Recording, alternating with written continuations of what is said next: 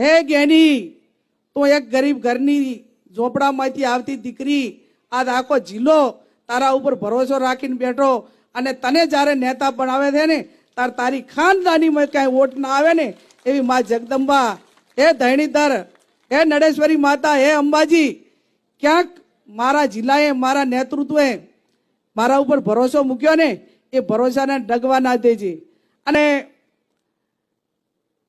વિશેષ નથી કેવું બોલ સાહેબ, પણ જ્યારે ગામડે ગામડે ફરું ને અને લોકો ફૂટ ને હાર પહેરાવે ને ત્યારે એમનું ઋણ મારા ઉપર છે.